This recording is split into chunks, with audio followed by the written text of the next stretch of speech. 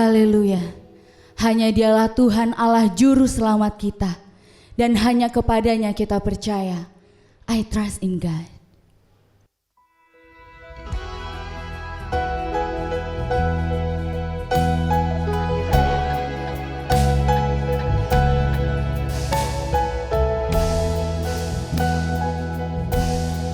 Jesus is mine.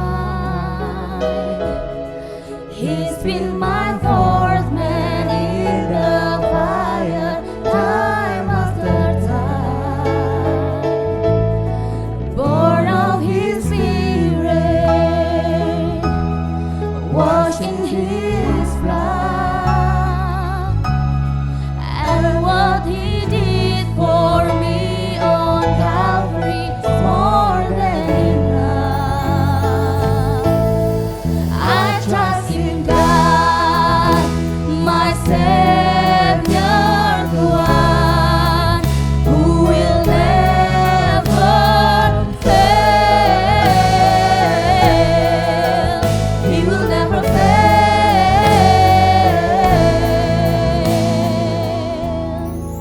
Perfect submission, all is at rest. I know the author of tomorrow has ordered my steps. So this is my story, and this is my song. I'm praising my risen King and Savior all the day long. I trust in God, my Savior, the one who will never fail. He will never fail. I trust in God, my Savior, the one who will never fail.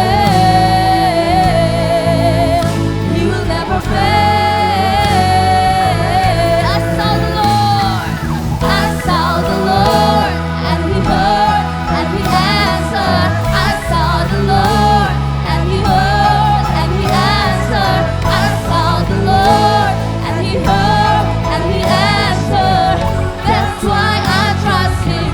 That's why I trust Him. I saw the Lord, and He heard, and He answered. I saw the Lord, and He heard, and He answered. I saw the Lord, and He heard, and He answered. That's why I trust Him. That's why I trust in God, my Savior, the one who will never fail. He will never fail. I trust in God, my Savior, the one who will never fail. Yang tidak pernah gagal.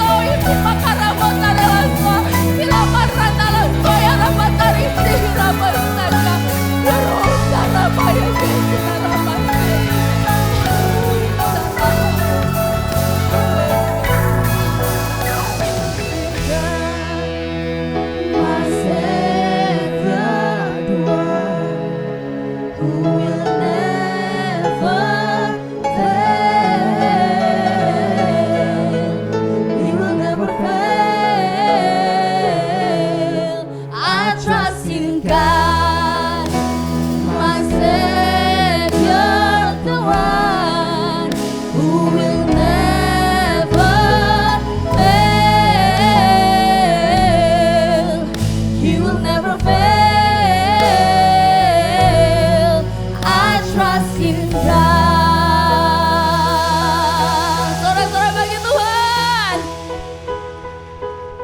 Mari jemaat kita tanggalkan segala beban kita. Kita mau datang kepada Tuhan, memuji dan meninggikan namanya. Sebab Dia Tuhan yang layak menerima pujian. Amin. Mari kita tepuk tangan memuji Tuhan yuk. 1, 2, 3, yuk.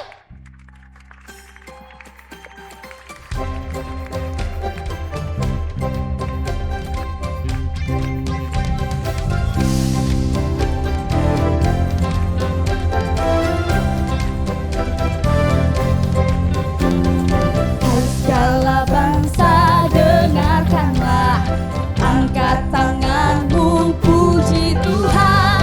Dalam gelap tetap berharap, sebab kuasanya tak terbatas. Tanggalkan segala beban, sorakan haleluya. Ya Allah sumber keajaiban, dimasyurkan di segala bangsa. Perbuatannya besar tak terduga, dengan imanku bermenang. Hai segala bangsa dengarkanlah, angkat tanganmu puji Tuhan. Dalam gelap tetap berharap, sebab kuasanya tak terbatas. Tanggalkan segala beban, sorakan haleluya. Yo, ya Allah sumber keajaiban, dimasyurkan di segala bangsa. Perbuatannya besar tak terduga, dengan imanku bermenang. Ya Allah sumber keajaiban, dimasyurkan di segala bangsa. Perbuatannya besar tak terduga, dengan imanku bermenang. Amin. Ya Allah yang sanggup menjadikan kita lebih dari pemenang. Amin. Haleluya.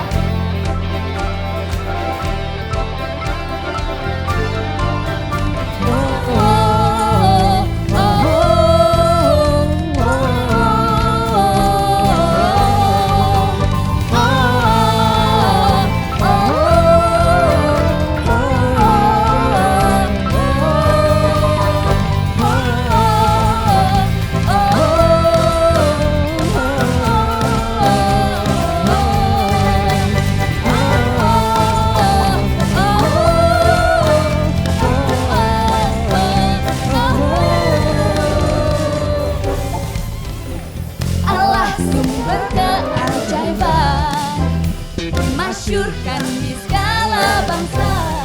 Perbuatannya tak terduga, dengan imanku bermenang.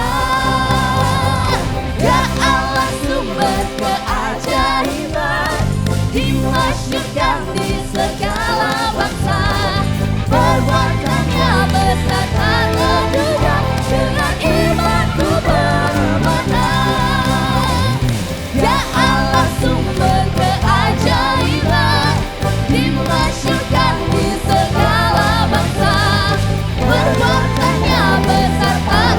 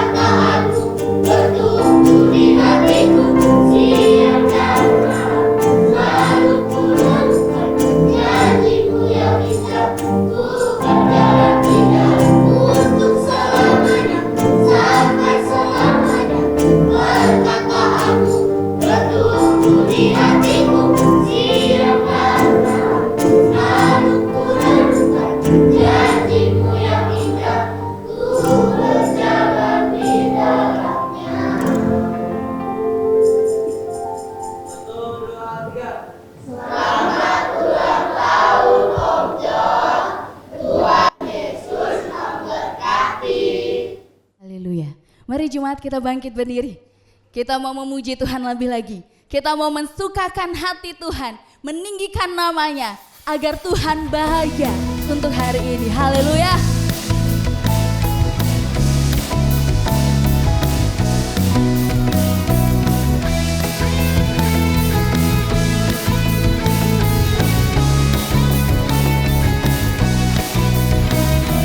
Dasar dari yang kuharapkan,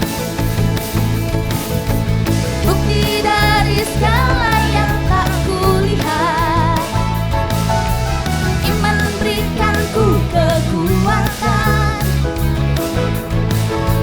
untuk melakukan perkara yang hebat. Bersama Rohmu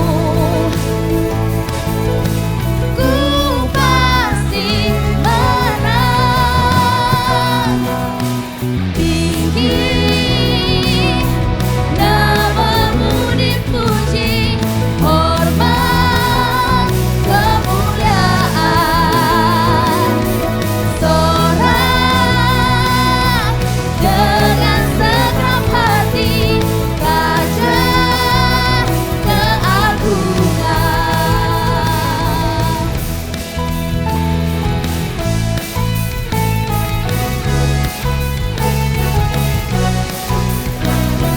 Kau tak biarkan pencobaan melebihi batas kekuatanmu. Kau yang berikanku kemuliaan, semakin serupa dengan gambaranmu. Bersama Rohmu ku pasti menang. Tinggi namamu dipuji, hormat kemuliaan. Sorak dengan segenap hati, Raja keagungan.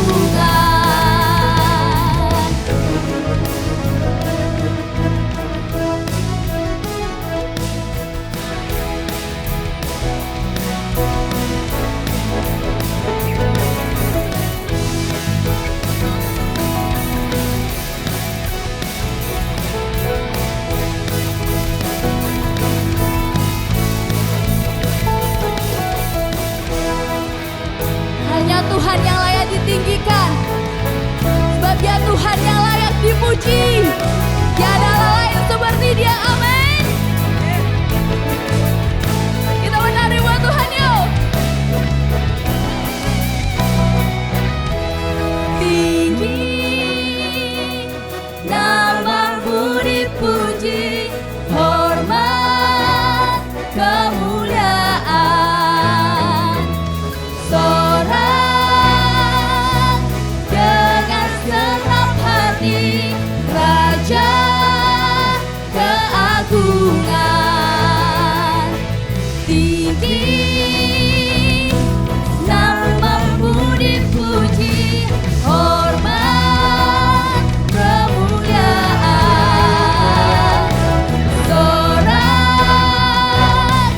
dengan segenap hati, Raja keagungan. Sekali lagi semuanya. Tinggi namamu dipuji, hormat kemuliaan. Sorak dengan segenap hati, Raja keagungan. Raja keagungan. Raja keagungan. Raja keagungan.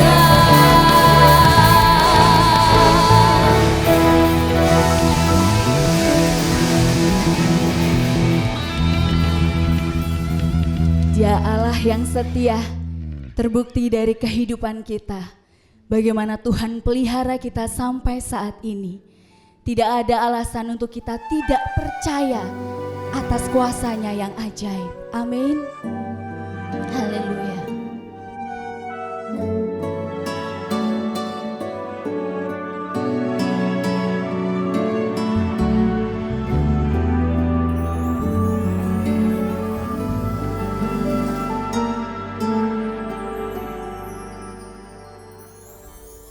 Sungguh besar setiamu, Kau nyatakan bagiku.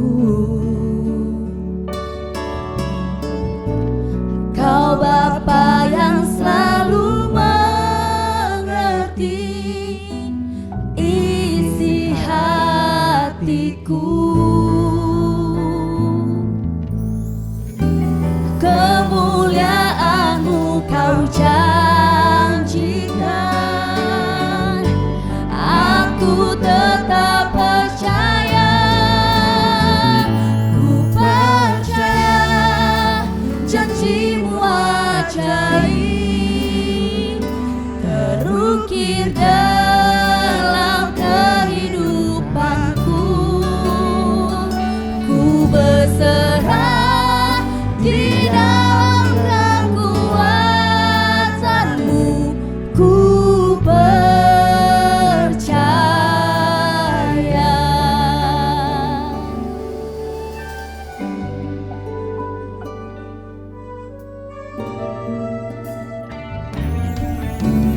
Sungguh besar setiamu, Kau nyatakan bagiku. Kau Bapa yang selalu mengerti isi hatiku. Kemuliaan-Mu Kau janjikan, aku tetap percaya. Ku percaya Janji-Mu ajaib terukir dalam kehidupanku. Ku berserah di dalam kekuatan-Mu, hanya Kau segalanya bagiku. Ku percaya janji-Mu ajaib terukir dalam kehidupanku. Ku berserah di dalam kekuatan-Mu, ku percaya. Yang percaya kuasa Tuhan tidak pernah berubah sampai selama-lamanya. Dia mengatakan haleluya. Terima kasih Bapa, kami boleh ada dalam rumah Tuhan. Kami sudah memuji nama-Mu. Sekarang kami siapkan hati untuk menerima penaburan benih firman Tuhan yang sangat penting bagi kehidupan kami. Kalau ada roh-roh yang tidak baik ingin mengambil benih-benih tersebut, kami katakan bersama dengan iman, di dalam nama Tuhan Yesus Kristus, pergi dari hati kami. Terima kasih Bapa, segala puji syukur kami naikkan. Di dalam nama Tuhan Yesus Kristus kami berdoa dan mengucap syukur. Semua orang diberkati mengakhiri dengan amin. Terima kasih, silakan duduk. Shalom. Ya, jika saudara dalam tubuh yang sehat, karena Bapa memberkati saudara, katakan haleluya dengan suara yang yakin. 2, 3. Haleluya. Saya akan menyelesaikan minggu ini dan minggu depan karena Ibu Pendeta Rosa sudah pulang dari Penang minggu ini, tetapi dia belum bisa berkhotbah karena kondisi fisiknya ya. Ini akan keluar di YouTube. Jadi sudah bisa dengar sekarang dan dengarkan lagi, karena dari apa yang sudah kita pelajari ini adalah gongnya yang kelima ini. Lebih dahulu kita baca Wahyu 22 ayat 12. Mari angkat suara. 2, 3. Sesungguhnya aku datang segera.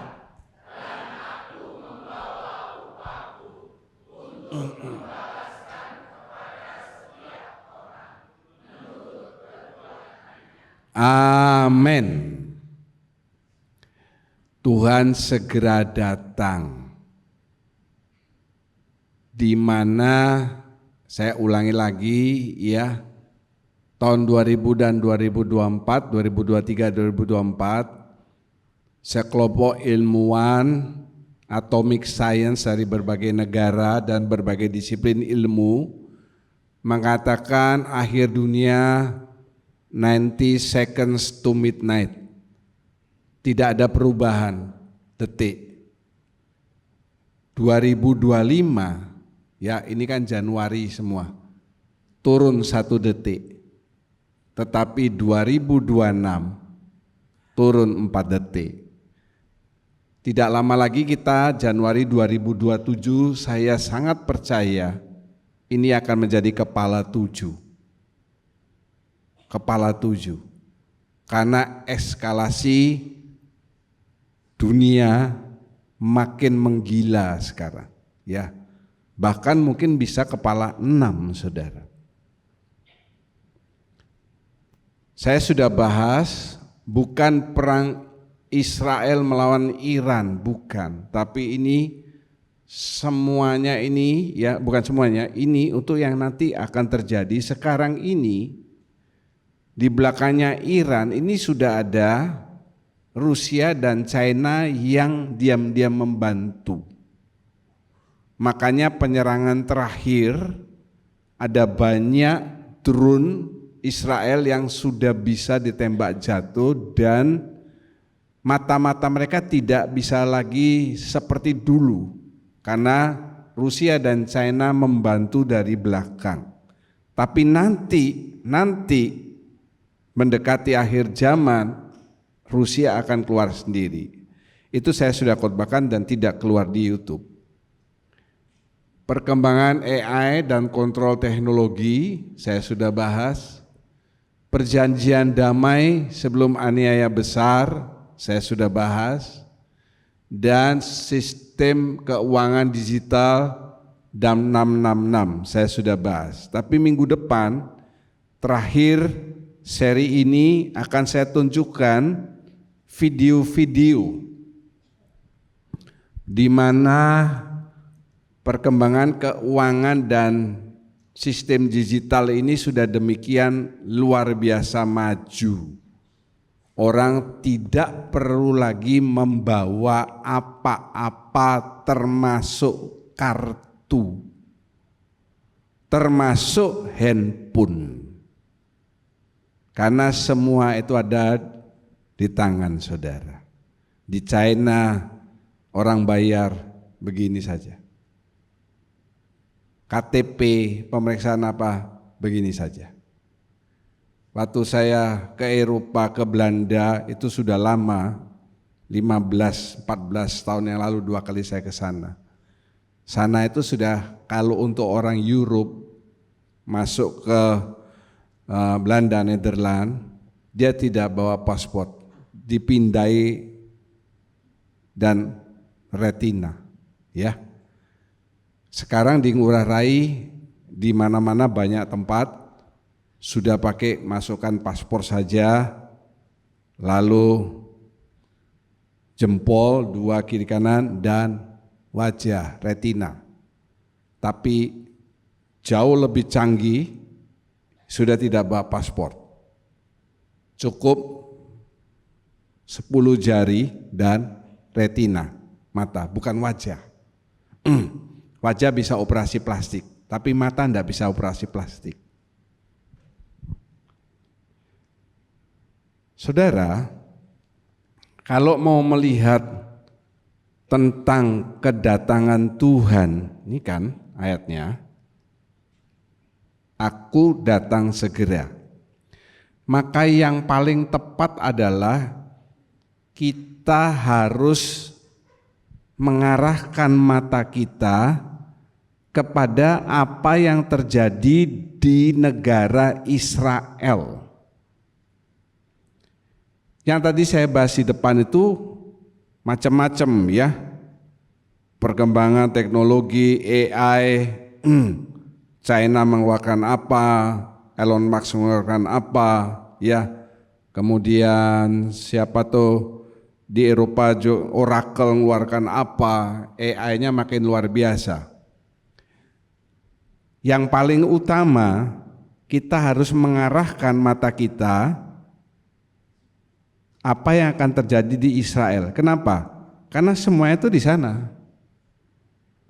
Baik munculnya antikris, baik Tuhan datang perang Harmagedon, baik Tuhan datang menjejakkan kakinya, itu semuanya terjadi di Israel. Dan ini bait suci yang ketiga juga dibangun di Israel. Yang kiri atas ini bait suci yang pertama. Kita mesti tahu bahwa bait suci itu dimulai dari sejarah tentang kemah suci. Masih kemah. Didirikan oleh siapa? Musa. Kemudian itu berpindah-pindah ya. Terus ceritanya habis gitu hilang barang-barangnya, tinggal tabut bait Allah. Itu yang dipertahankan oleh Raja Daud. Daud dia berkata, aku tinggal dalam istana, masa tabut Tuhan di tenda. Jadi dia mau bangun. Tapi Tuhan bicara lewat nabi, tanganmu berlumuran darah, nanti anakmu, anaknya Daud banyak, karena istrinya banyak, Salomo, dia akan mendirikan. Tetapi sebelum Daud mati, dia menyiapkan semuanya, emas, kayu, semuanya. Termasuk dia menyumbang ratusan kilogram emas pribadinya untuk pembangunan bait suci. Begitu Salomo berdiri jadi raja, karena dia orang penuh hikmat, banyak raja, ratu datang untuk tahu hikmahnya. Datang pasti tidak tangan kosong kan, bawanya emas. Dia siapkan luar biasa, sampai firman Tuhan menulis, perak tidak ada harganya, semuanya emas. Nah ini dia mendirikan bait suci yang pertama ya. Kalau saudara baca di Alkitab, Tawarikh, semuanya dilapis emas. Kecuali mezbah korban bakaran dari tembaga, karena itu melambangkan manusia. Luar biasa. Tetapi sayangnya ini dihancurkan oleh kerajaan Babel tahun 586 sebelum Masehi. Kerajaan Babel menyerang 586 sebelum Masehi. Emas-emasnya diambil ya. Orang Israel ditawan, kita sudah tahu 70 tahun. Di situ ada nabi-nabi juga yang muncul yang ditawan.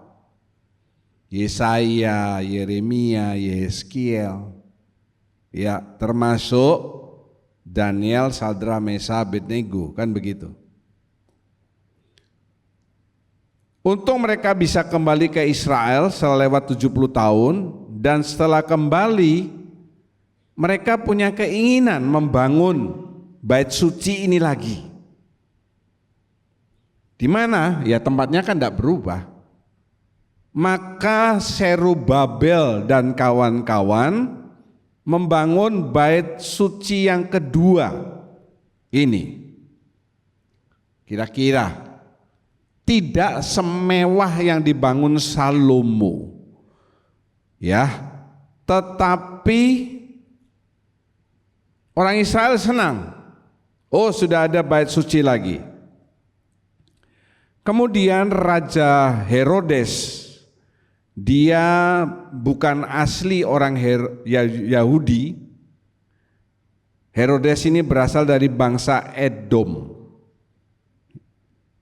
Dipandang sebelah mata oleh orang Yahudi, untuk tujuan politis dia memperbagus bait Allah yang kedua. Jadi aslinya tidak sebagus ini, kemudian Raja Herodes untuk tujuan politis, ya, memperbagus.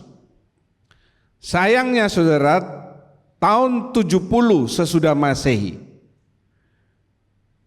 bait suci yang kedua ini dihancurkan oleh Jenderal Titus. Lalu orang Israel diserakkan kemana-mana dan mereka menjadi diaspora tahun 70. Dari sejak tahun 70 sampai terus ratusan bahkan hampir 2000 tahun orang Israel itu ada di mana-mana. Orang Israel ini Yahudi. Baru pada tahun 1948 negara Israel berdiri karena orang-orangnya balik. Perhatikan bahwa ada satu suku yang hilang dari 12 suku. Tetapi seperti saya sudah khotbahkan, sekarang sudah ketemu, ada di suatu daerah di India dan mereka sudah dipindahkan pelan-pelan dan ditaruh di satu tempat di Israel yang cukup subur, saya lupa nama tempatnya. Jadi sekarang sudah lengkap 12 suku. Apa artinya? Ya, saat kedatangan Tuhan sudah semakin dekat. Karena Israel utuh 12 suku. Jangan lupa kedatangan Tuhan ke dunia itu sebetulnya khususnya untuk orang Israel. Kenapa? Karena dia biji matanya Allah. Allah tidak bisa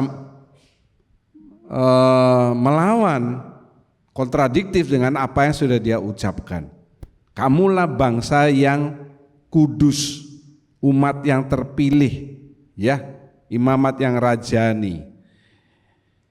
Nah, tahun 1948 ya, mereka kembali dan mendirikan negara Israel. Tahun 70 dihancurkan oleh Jenderal Titus. Sekarang saudara, sisa-sisa dari bangunan yang dihancurkan, tempatnya kan sama ini. Ini Salomo, tempatnya sama, hancur. Ini Zerubabel, Herodes sama.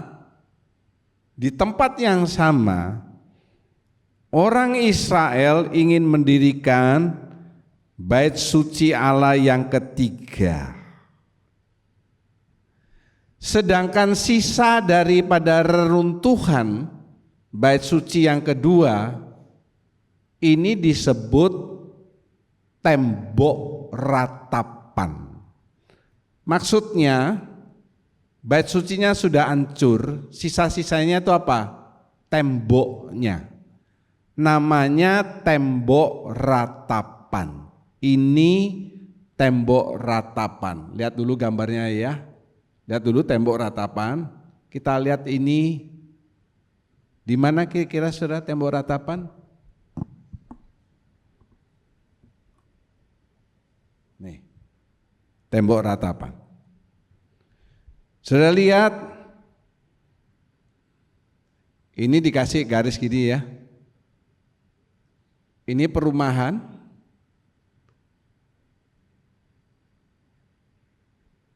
Orang Israel,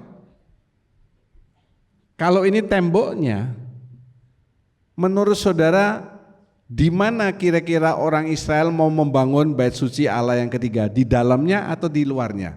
Jawab saudara, dalamnya. Orang Israel yang sekarang berdoa di tembok ratapan ini di luarnya. Kenapa? Karena di dalamnya ini sudah berdiri ini loh, masjid. Dari sini sudah bisa mikir ya. Kalau orang Israel dia mau bikin bait suci Allah yang ketiga di lokasi yang sama dengan bait suci yang pertama dan kedua, yaitu di sini, mereka harus menghabisi ini dulu dong. Betul? Betul saudara? Harus digeser dua ini. Ini di mana? Di mana? Palestina. Makanya Perdana Menteri Israel sekarang Benjamin Netanyahu berkata, tanah ini adalah tanah yang diberikan oleh Tuhan kepada Abraham bapa kami. Itu orang yang datang Palestina itu, PLO, Palestine Labor Organization, yang dulu dipimpin Yasser Arafat, kan sudah mati, sekarang penggantinya kan ada. Itu dia mengambil tanah kami. Kami harus mengambil dia lagi tanah itu. Kasus yang terjadi minggu ini, ada 3 tentara IDF Israel. Dia sedang nge-gym di Ubud, lalu ketahuan sama pemilik gym yang orang WNA. 3 orang ini diusir.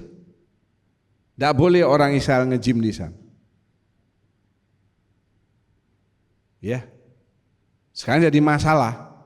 Ketiganya diperiksa di imigrasi, termasuk yang pemilik gym ini kan orang WNA. Kok bisa punya gym orang kamu WNA?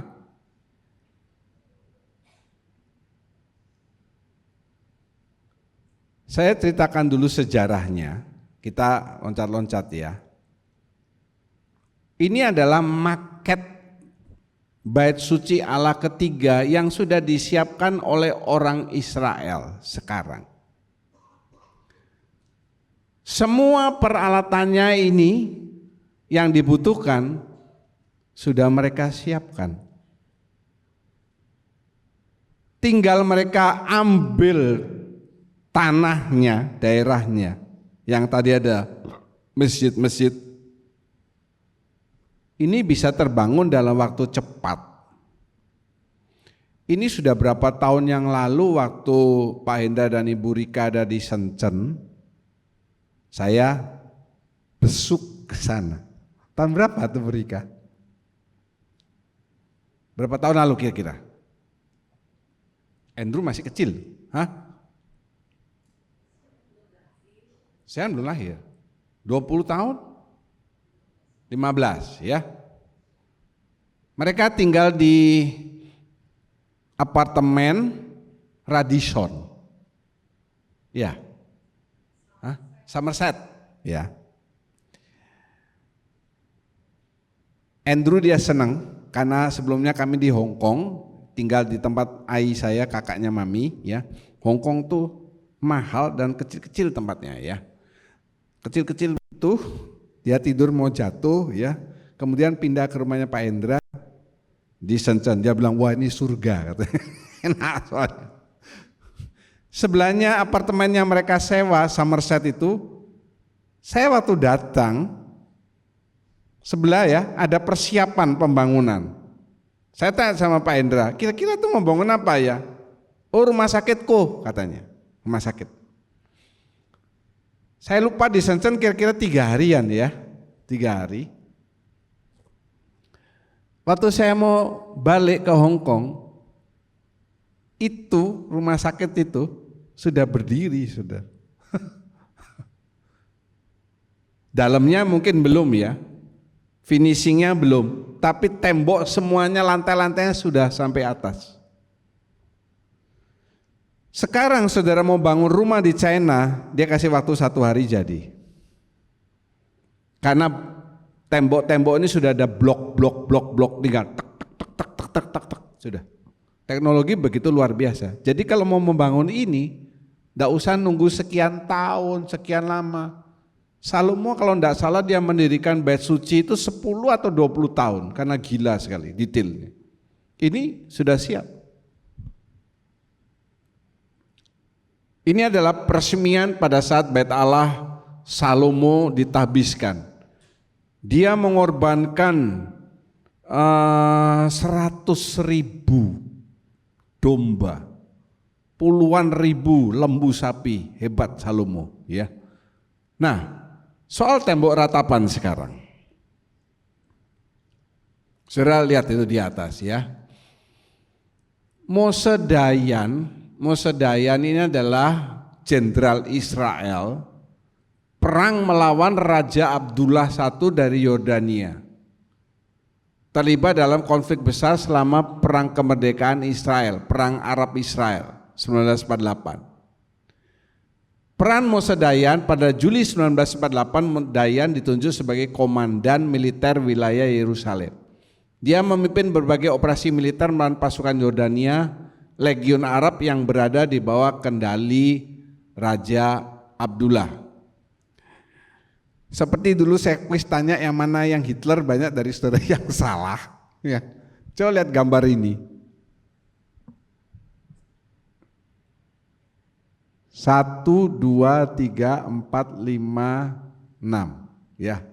Kira-kira yang mana Mose Dayan? 1, 2, 3, 4, 5 atau 6? Yang mana saudara? Hah? Yang pasti Mose Dayan bukan ini. Bukan ini. Ini kenapa enggak mau nih? Saya punya anu nih.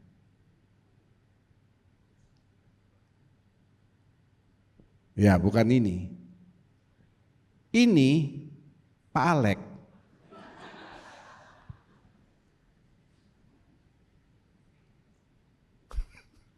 Ini enggak mungkin. Masa jenderal gigit kuku, ngisep tangannya. Cacingan ini, jenderal cacingan. Ya, ini kayak Justin dikasih kumis. Bukan. Ini dia. Ini bukan gagah-gagahan pakai kacamata hitam. Tidak. Ini loh. Matanya buta satu. Luar biasa dia, kayak Hercules ini. Bukan Hercules tokoh sejarah. Hercules yang di Jakarta itu kan matanya enggak ada satu. Orang agak sedikit gila, ya.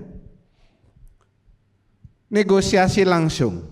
Menariknya, selain bertempur di medan laga, Dayan juga melakukan negosiasi rahasia dan tatap muka dengan Raja Abdullah tahun 49 untuk menyepakati gencatan senjata. Jadi pasukannya di bawah bertempur, Israel lawan Yordania, dia di atas melakukan negosiasi rahasia. Kemudian Mose Dayan juga memimpin militer Israel dalam perang 6 hari melawan Yordania. Nah, kenapa saya tulis perang 6 hari saya masukkan di sana?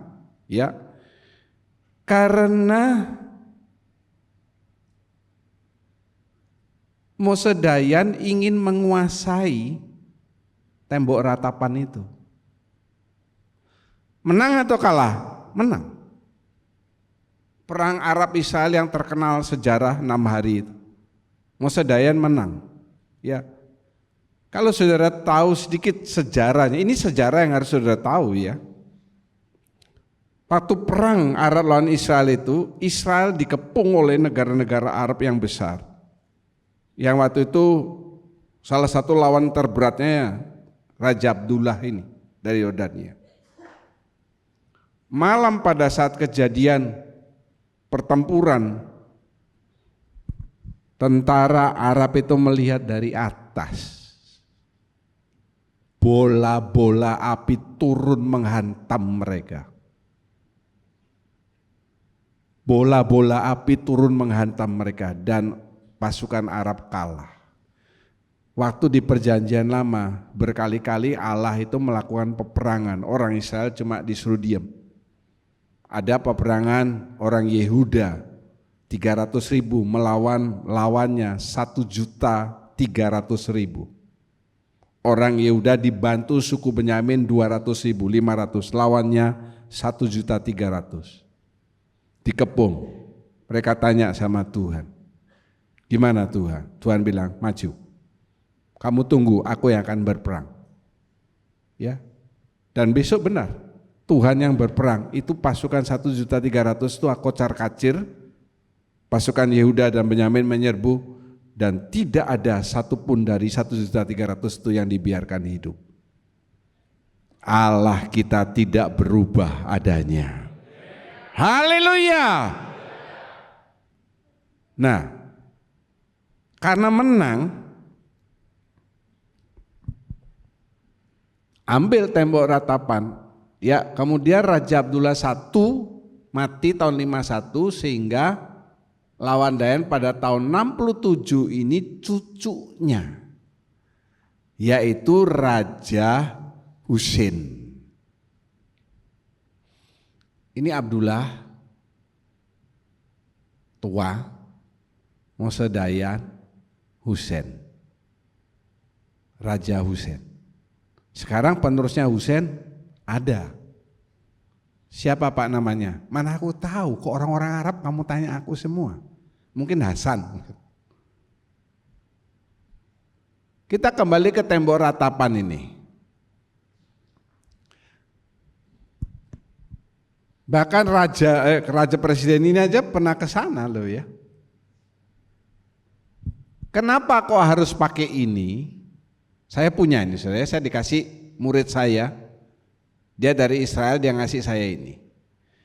Orang yang boleh megang tembok ratapan adalah orang yang sudah pakai ini.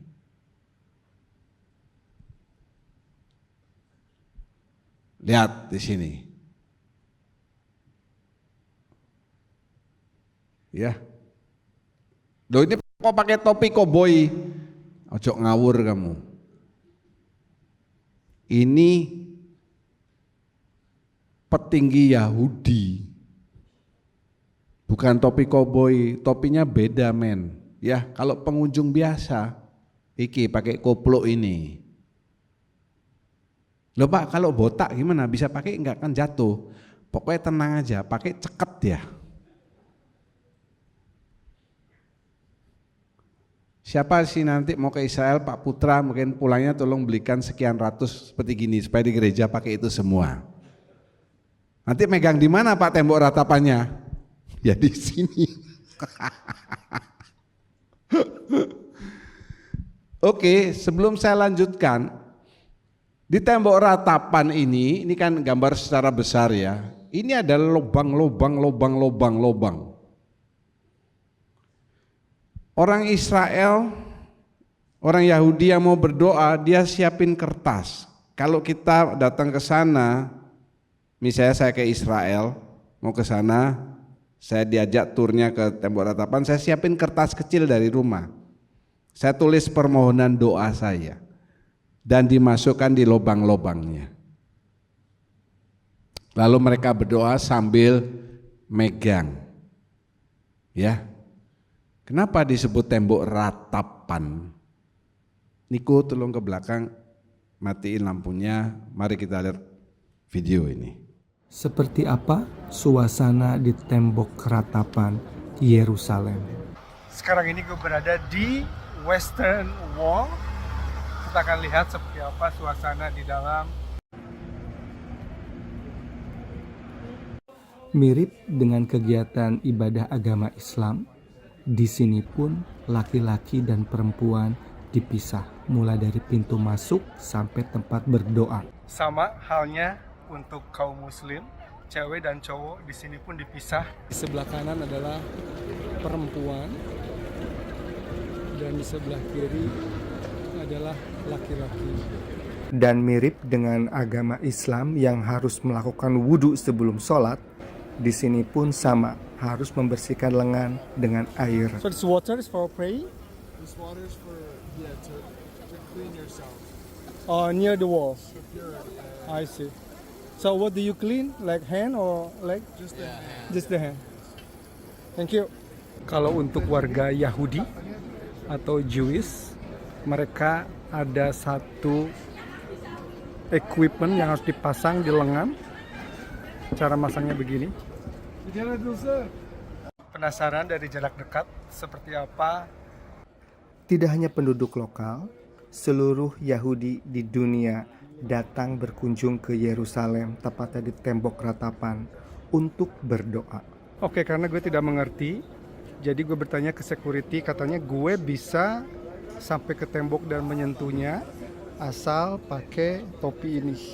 Sekarang gue tepat berada di Western Wall, tembok ratapan di Yerusalem, Israel. Dan gue ternyata dibolehkan untuk menyentuh tembok asal memakai kipas ini. Kita coba ya.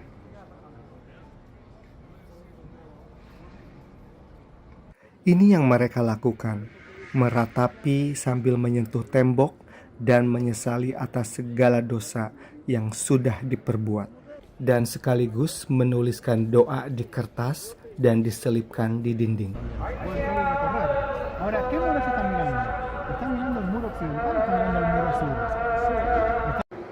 Inilah suasana tembok ratapan di malam hari. Meskipun terdengar suara azan berkumandang, tetapi tidak mengganggu konsentrasi umat Yahudi ini pada saat berdoa tepat di depan dinding. Sampai ketemu lagi di postingan berikutnya. Ya. Gediku, Asia yang sayang tengah tolong mati. Saudara, misalnya mau ke Israel, Pak Putra, dari sini persiapkan begini ya. Saya waktu berdoa tembok ratapan udah terbiasa ya. Kenapa kok begini ya? Enggak tahu ya, itu mungkin mereka aja. Mereka menyelipkan doa-doa di sana. Dalam video YouTube yang lain itu banyak kesaksian bahwa ternyata doa-doa yang mereka selipkan di sana itu dijawab. 90% kalau orang Yahudi berdoa di sana dan memasukkan kertas, isinya apa? Supaya bait suci Allah yang ketiga segera dibangun. Itu doa mereka. Loh Pak, terus kertas-kertasnya gimana? Ya pasti kalau misalnya ada satu saat kertas-kertas diambil kan begitu. Kalau dimasukkan terus kan tidak cukup. Kayak saudara kalau di Mekah melempar jumroh koin ya, itu ada satu saat diambil koinnya. Kalau terus dilempar kan jadi gunung koinnya. Berapa juta yang lempar itu kalau musim haji. Begitu saudara. Ini cerita tentang tembok ratapan. Nah, sudah lihat sejarahnya ya.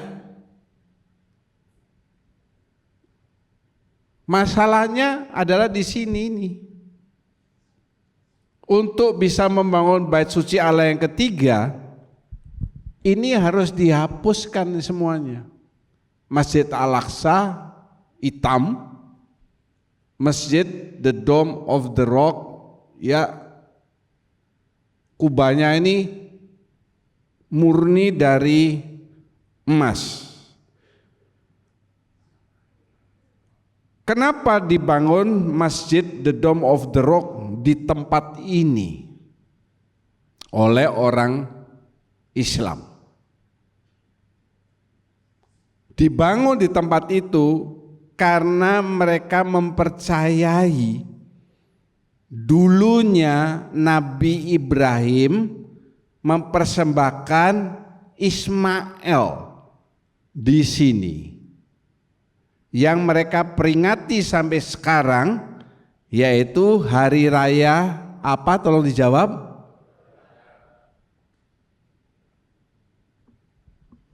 Nah, saya mau tanya kepada saudara, sebenarnya siapa yang dipersembahkan oleh Abraham di tempat ini? Ishak atau Ismail? Siapa saudara? Hah? Kalau Ishak dipersembahkan, Ishak mati saudara. Siapa yang dipersembahkan? Ismail, lebih ngawur lagi. Yang dipersembahkan domba. Colek kiri kanan, ye kamu salah. Lagi sekali, ye kamu ndak jawab apa-apa karena nggak tahu, Bek. Hati-hati guru-guru. Jangan mengajar adik-adik di atas ya. Yang dipersembahkan bukan Ishak, domba. Katakan bersama domba. Oh iya benar juga ya. Nggak kepikiran kan? Ditanya Ishak atau Ismail? Ishak. Sendok atau garpu? Sendok. Ya siangnya makan enggak usah pakai sendok, saudara. Didirikan masjid The Dome of the Rock, ya.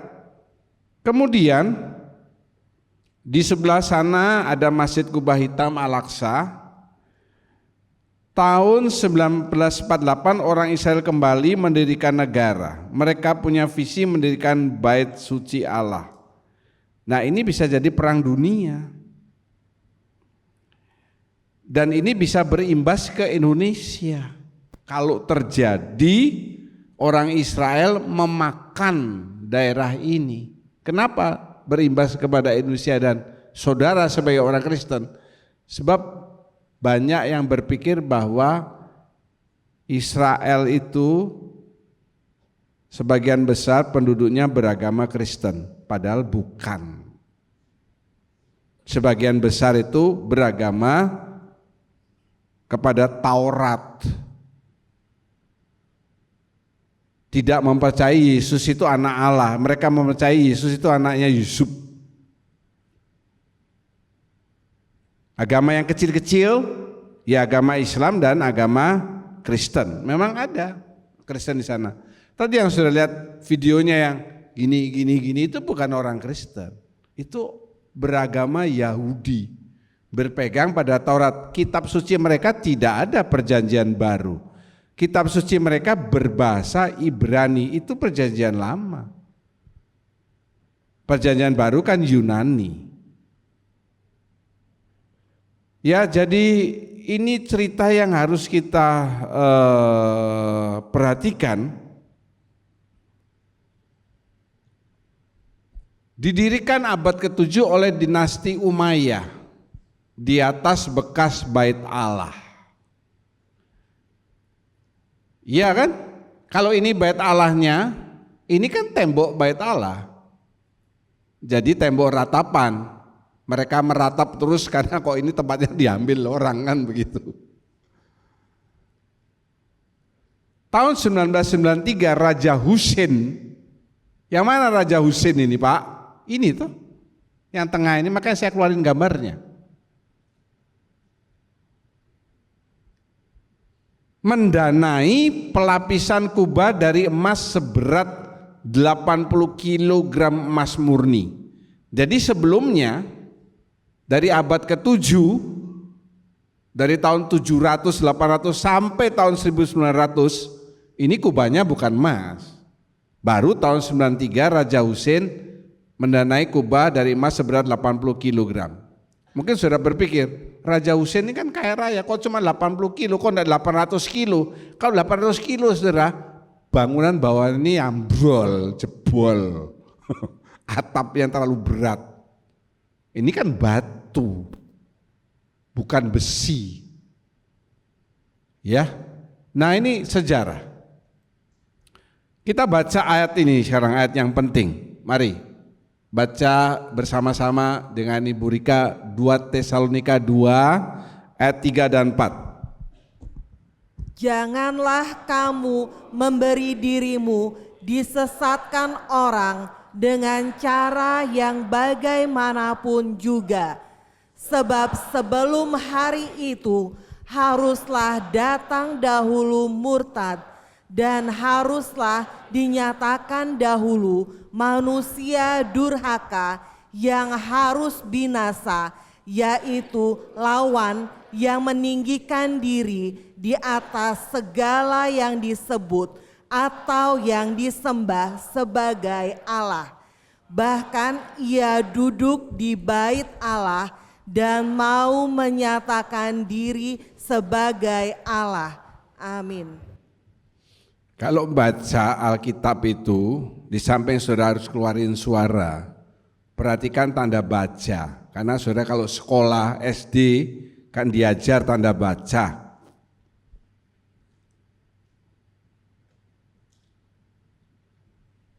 Kenapa harinya ditulis huruf besar hanya? Kan itu tandanya saudara. Ya, kalau saudara baca, itu harus teliti.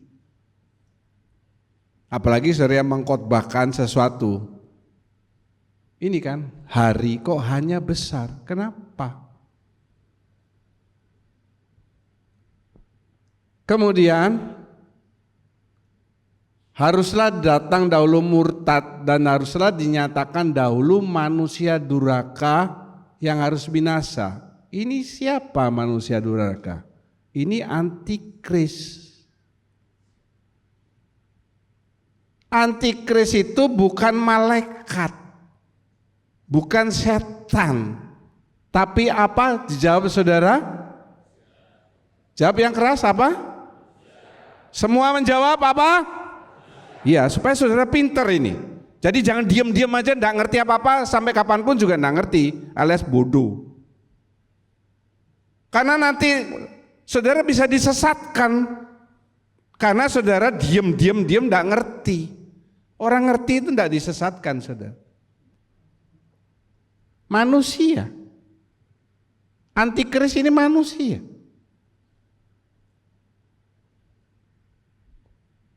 Terus lihat ini, bahkan ia duduk di bait Allah. Mana bait Allahnya sekarang? Belum ada. Ini firman Tuhan yang harus digenapi. Lu terus di bait Allah yang mana? Iya yang akan dibangun sama orang Israel, bait Allah yang ketiga itu. Kenapa kok orang Israel ini ngotot mau bangun ini? Bait Allah yang ketiga ini, yang bawah ini. Mereka kan tahu ini ayat ini bahwa nanti antikris malah akan duduk di bait Allah. Kok malah dibangun? Lah makanya kan firman Tuhan sudah nulis. Orang Israel itu adalah orang yang tegar tengkuk. Tegar tengkuk itu tidak bisa dikasih tahu. Kalau saudara tegar tengkuk tidak bisa dikasih tahu, saudara orang Israel jasmani.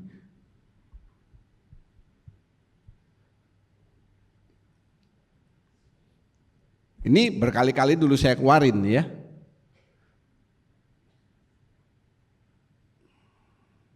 Ini yang H besar itu sebelum hari itu, ini apa H besar ini apa? Ya ini. Dan hari Tuhan itu 1000 tahun. Kerajaan 1000 tahun dan. Kok begitu Pak? Lo kan firman Tuhan nulis di hadapan Tuhan satu hari berapa tahun saudara? Kalau saudara ngomong saudara nanti bisa pintar dan bisa ingat. Enggak, kalau ditanya satu hari berapa? 10 tahun, 1000 tahun. Supaya saudara pintar, karena Hosea mengatakan umatku dibinasakan karena the lack of knowledge. Kurang pengetahuan. Kita katakan bersama. Di hadapan Tuhan satu hari sama dengan 1000 tahun. 2, 3.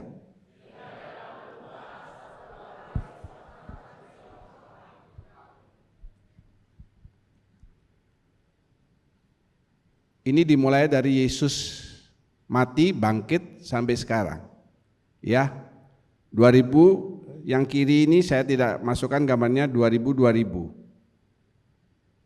1 sama dengan 1000, berarti 6.000 6 hari. 6 hari Allah menciptakan dunia 6 hari. Hari yang ke-7 dia beristirahat.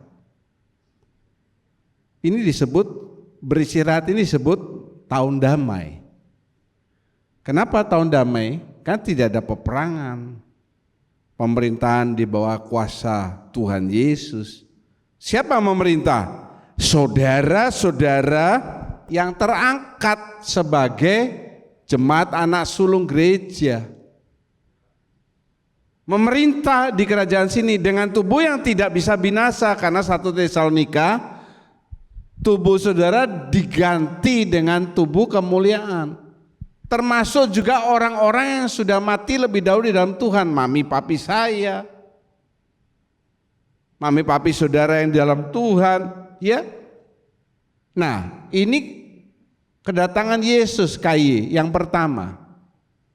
Kedatangan Tuhan yang pertama tidak di dunia loh saudara. Makanya 2 ayat di firman Tuhan di surat yang berbeda mengatakan, jangan tertipu kalau ada yang ngomong, itu Mesias di sana, itu Mesias di sana. Mesias itu kan Tuhan Yesus. Oh itu Tuhan datang, ayo kita ke sana. Tidak ada. Tuhan tidak datang ke dunia ini. Tidak begitu. Dia menjemput jemaat sulung gereja ini di udara. Makanya ada lagu. Nyanyikan bersama-sama, 2, 3. Ada pertemuan di udara. Cukup. Nah itu dia. Kan ada lagunya. Kemudian datanglah malam hari. Yohanes 9 ayat 4. Ini bukan malam hari, malam jam 11, jam 12, jam 1 malam. Bukan. Pencuri datang pada malam hari pada saat yang tidak terduga. Demikianlah Tuhan Yesus juga akan datang seperti itu. Bukan artinya kalau Tuhan Yesus menjemput itu di udara itu malam-malam. Bukan. Itu diumpamakan. Ya, malam hari ini adalah hari yang hari yang membahayakan. Ya toh? Kalau maling siang-siang bolong gini, maling goblok namanya. Malam, kejahatan itu malam. Makanya kalau malam saudara tidur, colek kiri kanan saudara, jangan begadang.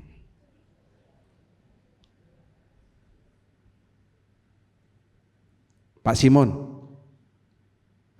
colek sebelahmu, bilang jangan begadang. Jangan ketawa-ketawa, karena tidak dikasih tahu nanti Pak Gede malam-malam begadang. Nanti saya datang, saya nyanyi. Nyanyi apa saudara? Pintar saudara, kalau gitu pintar.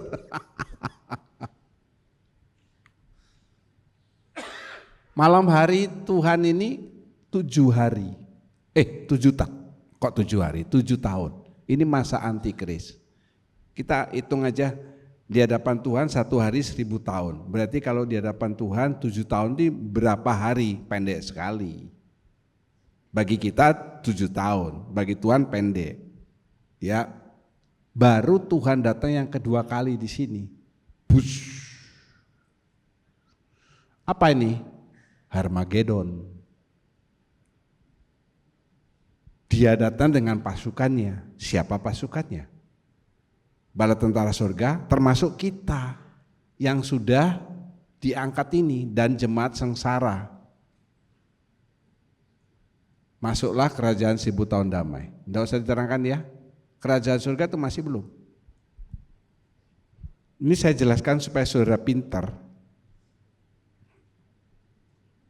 Saya melihat Pak Yosua Prabowo sebagai rektor STTI Bali, dia mengajar eskatologi dan dia mengajar seperti ini.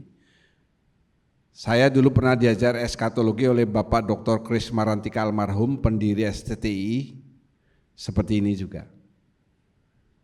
Jangan sembarangan ngomong orang yang meninggal, nanti kita akan bertemu di kerajaan surga. Ini jangan dibuang saudara, 1000 tahun ini loh.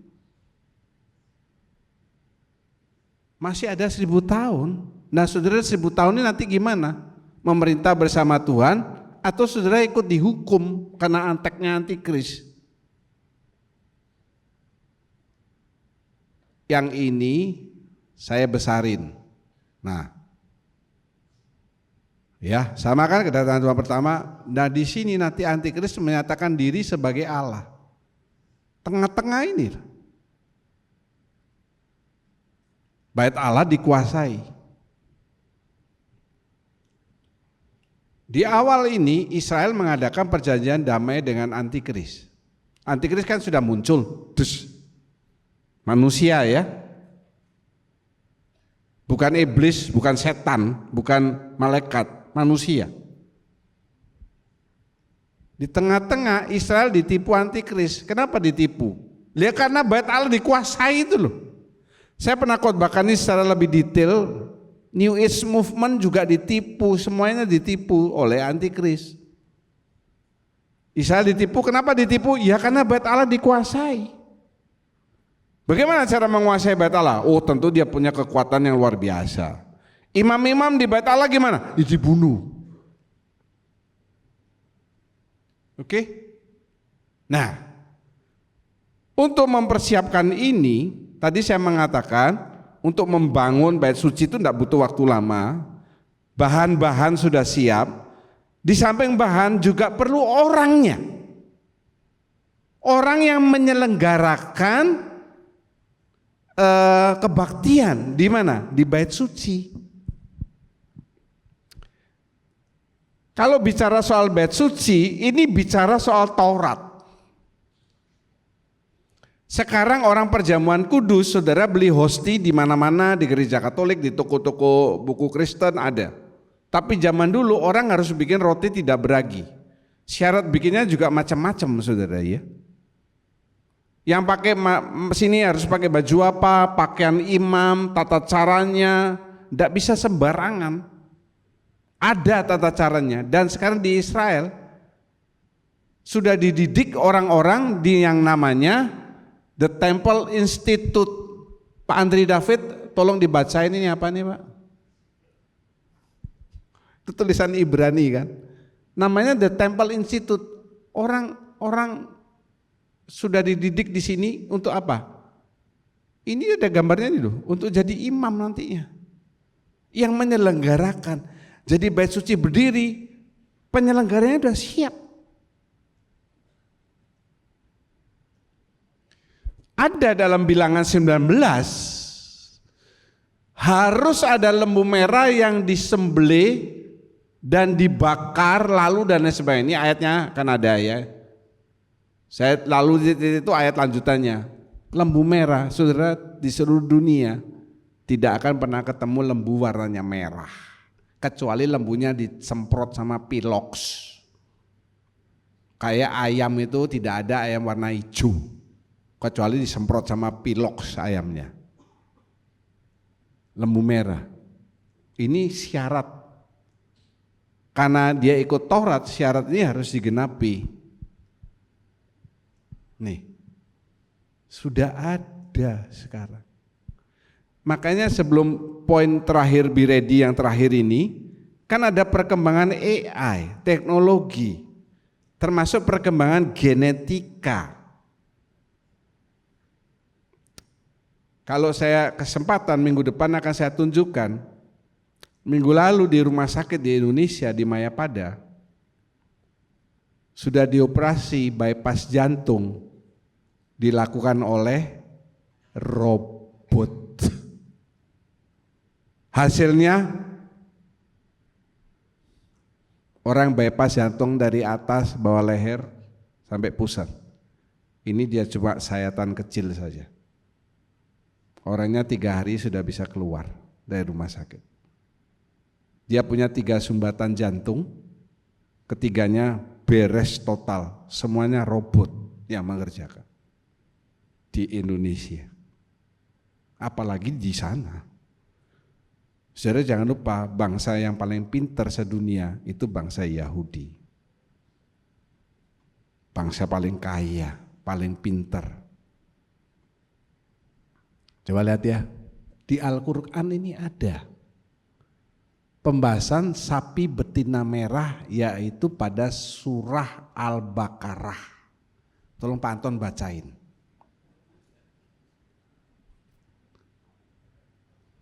Persiapan kuil ini apa? Bait suci.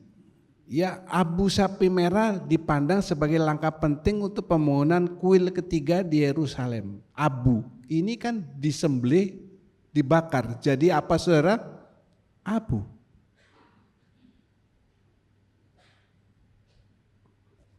Sebagian keyakinan Kristen dan Yudaisme, sapi darah merah ditampilkan dalam cerita tentang hari akhir atau akhir zaman. Ada ini semua sejarah. Pembangunan kuil ketiga dalam keyakinan Yudaisme ortodoks arus utama. Pembangunan kembali kuil ketiga akan terjadi sebelum kedatangan ini dia.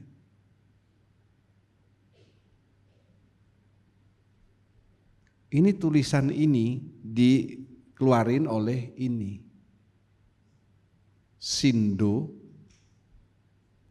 agama sebelah. Makanya omongannya seperti begini. Mereka mempercayai Di Bilangan 19 ada. Ini sudah ada.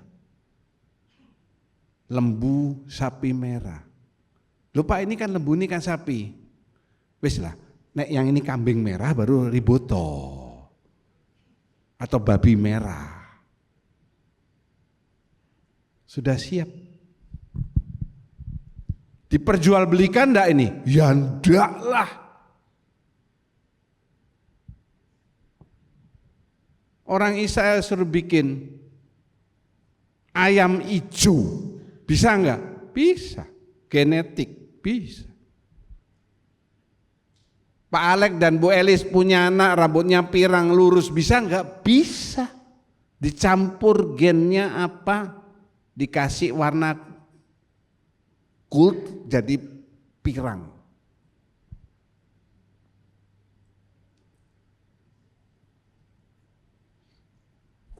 Tempat sudah siap, peralatan sudah siap, orang-orangnya sudah siap, lembu merah sudah siap. Nah, saudara sudah siap enggak?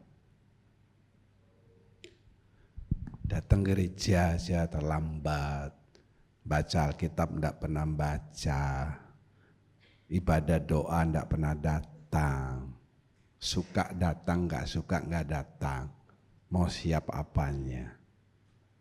Mari kita berdiri bersama.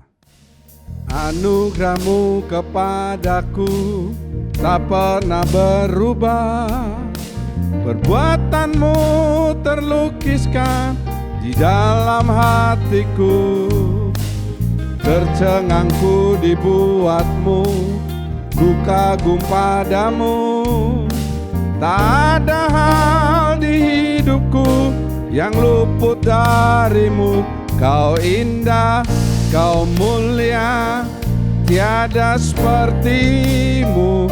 Ku ingin hidupku menyenangkanmu.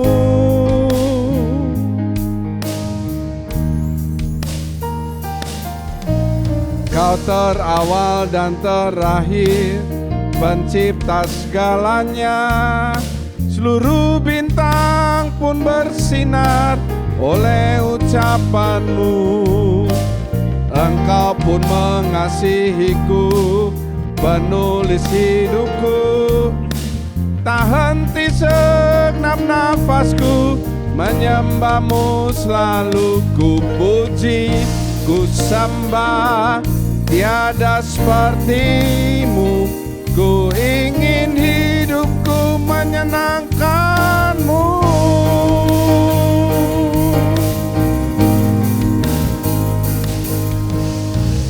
Come on.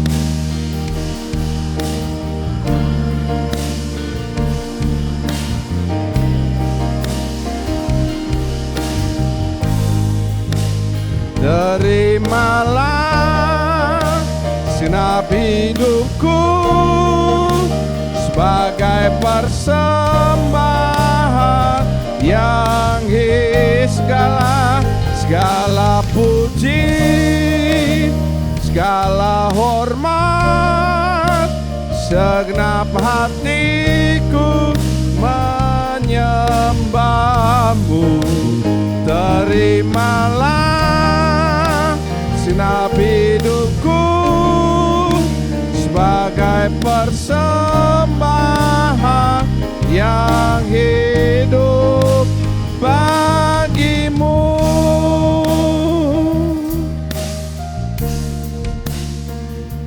Kita sudah tahu lagunya, mari kita pujikan. Haleluya. Anugerahmu kepadaku tak pernah berubah, perbuatanmu terlukiskan di dalam. Tercengangku dibuat, ku kagum padamu. Tak ada hal di hidupku yang luput darimu. Kau indah, kau mulia, tiada sepertimu. Ku ingin hidupku menyenangkanmu. Kau terawal dan terakhir, pencipta segalanya.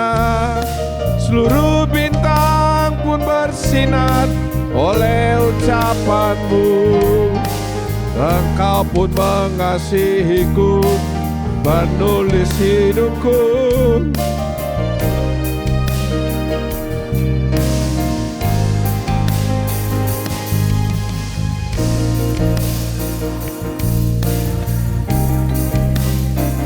Ku ingin hidupku padamu. Haleluya. Mari kita angkat kedua tangan.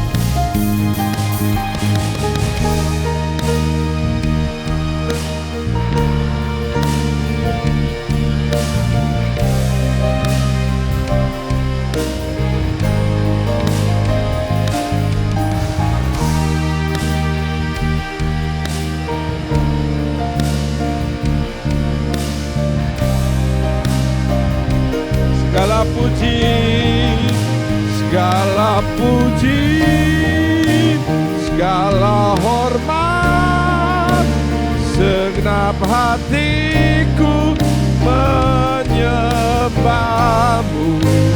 Terimalah segenap hidupku sebagai persembahan yang hidup bagi-Mu. Bapa, kami sungguh bersyukur Tuhan, Engkau boleh menyatakan rahasia kebenaran firman-Mu, sehingga kami anak-anak-Mu boleh mempersiapkan diri dengan benar untuk menyongsong hari Tuhan yang begitu luar biasa. Tuhan, berikan kami kekuatan iman yang teguh, sehingga kami tidak ragu akan hidup kami Tuhan, karena Engkau menjamin kami yang beriman kepadamu pasti akan diselamatkan. Tuhan, terima kasih banyak. Engkau berkati hamba-Mu yang telah memberkati kami dengan firman-Mu, dan kami berdoa di dalam nama Tuhan Yesus Kristus. Kami seluruh sidang jemaat yang hadir pagi hari ini menaikkan syukur atas pemeliharaan-Mu untuk Bapak Gembala kami, sehingga besok ia mendapat kesempatan untuk merayakan hari ulang tahunnya yang ke-61. Kami merindukan agar kehendak-Mu yang terjadi atas hidupnya. Kami memohon agar Engkau memberikan hikmat dan pengertian, sehingga ia dapat menjalani hidupnya sesuai dengan rencana-Mu. Bimbinglah setiap langkahnya dan berikan dia kekuatan untuk menghadapi tantangan yang mungkin terjadi. Buka pintu kesempatan baru yang sesuai dengan panggilan-Mu bagi hidupnya. Ajarilah dia untuk hidup dalam ketaatan dan kerendahan hati, dan jadikanlah dia alat yang berkenan bagi-Mu dalam menjalani dan mengasihi sesama. Jadikanlah dia seorang pemimpin yang dapat diteladani, agar banyak jiwa baru datang kepadamu. Semoga damai sejahtera Tuhan ada bersama engkau. Semoga sinar terang Tuhan akan membimbing jalanmu. Semoga cinta dan anugerah Tuhan selalu melingkupimu dalam setiap langkahmu. Pada saat engkau berjalan dalam ketakutan, Tuhan senantiasa ada bersamamu.